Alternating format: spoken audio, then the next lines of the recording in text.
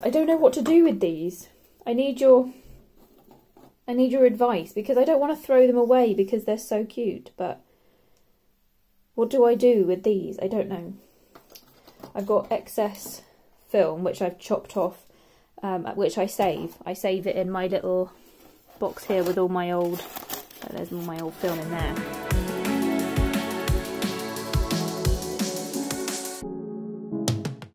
Hello and welcome back to another Analog Holly video. We're going to be doing some scanning. I have everything that I need right here. I have my macro lens, my Pixl Latr, my camera, I've got my light box, and I've got my big box of film that I was given from my husband's grandma. So first thing that I need to do is go through the box and organise it. Some of it is fairly straightforward, so we have these old negative files. Some of it is in these old film canisters, and I don't know whether all of it is exposed or not. So I'm going to be doing some investigative work in the dark bag at some point to work out whether they've been shot or not. Essentially, I'm going on the basis that if, like this one, there is just a film in it but no like spool, then it's shot and there's something to be retrieved from it. I can demonstrate what happens when you're not careful and when you don't use a dark bag. This one is already ruined, so, but here we have a film with a spool in it that I've ruined. So yeah, that's where we are.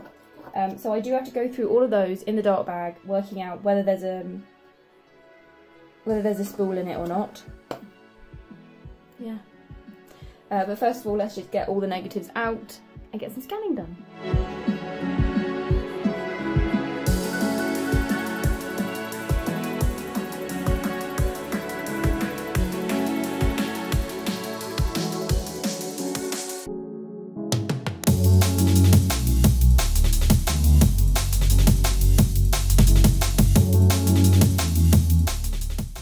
So I have organised pretty much all of, I don't know, like the obvious ones. We have a pile of 35mm negatives to be scanned. That's the bulk of it.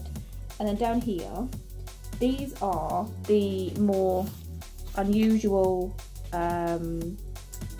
sizes. I think some of them are like standard medium format sizes, so that's fine. We've got some slides, including some very, very old ones. So we've got very normal ones, like what you would expect. We have these really old ones. Can I see it through the window? I don't have a transparency slot for my Pixl Latr yet, although I do know they make them, so I'm going to get one. So I won't be scanning any of those ones today.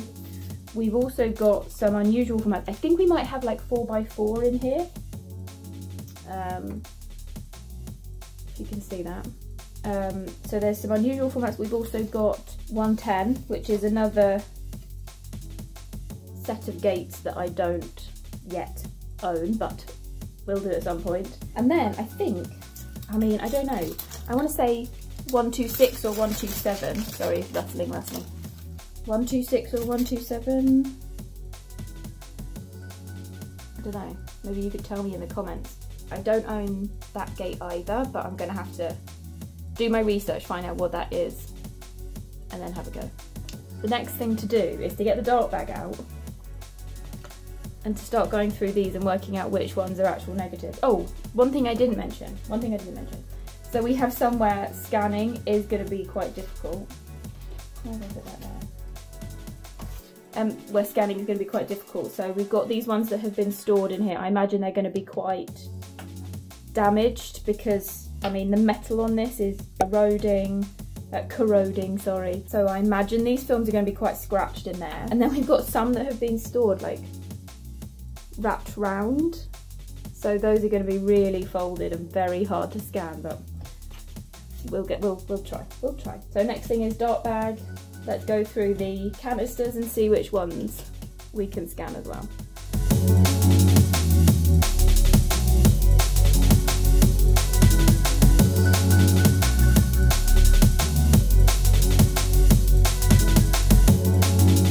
I've been through most of the sealed ones, opening them up. I found one that still had the like spool inside, so I assume that one is not shot, so I'm gonna shoot that one and then develop it and see what we get.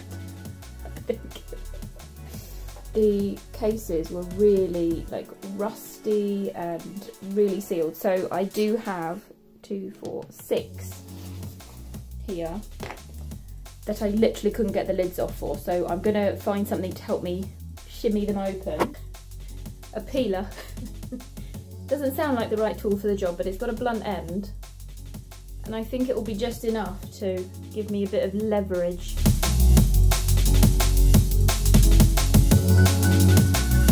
So here is the collection. Those are just lids. But as you can see, we've got a lot of these where they're very tightly rolled, and I imagine they have been for decades and decades and decades. So I think what I'm going to do is I'm going to try and flatten these out over the next few weeks. I'm going to put them into negative folders. This is how badly curled the negatives were. It looks like I've like screwed them up myself, but I haven't. That is just how they've gone. So I'm now going to need to find some very heavy books and we'll place them under to flatten them. Let me show you what the books are. We've got Magnum contact sheets, which I have read. The Year That Changed Our World. That's a COVID book that I've not yet read. And then Photography of Feminist History, another one I got for Christmas, that one. So I haven't read that one yet. But it was so hard getting these between the books. Because they are so curly, so I'm going to leave those like that for a couple of weeks before I try and digitize them. And in the meantime, we have our pile of 35mm to scan.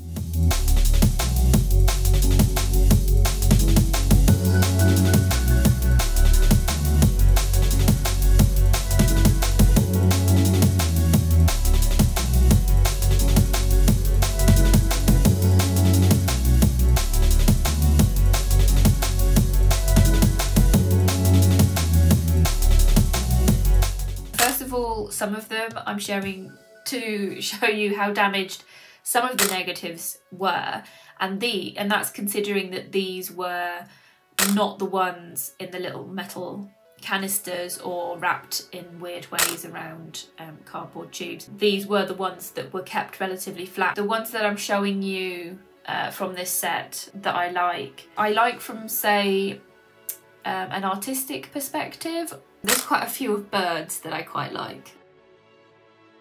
Birds on the roof. Birds in the sky. Birds landing. There are some that I like just because I like unusual things. So we've got the blurry child in a bath. And then we have some that I just like from, say, a portrait perspective.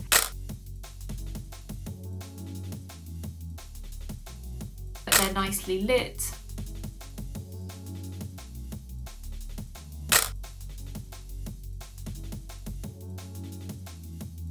And then we've got some that are almost like street photography. So the fishermen preparing the fish after they've come in from sea, I just quite liked them. So.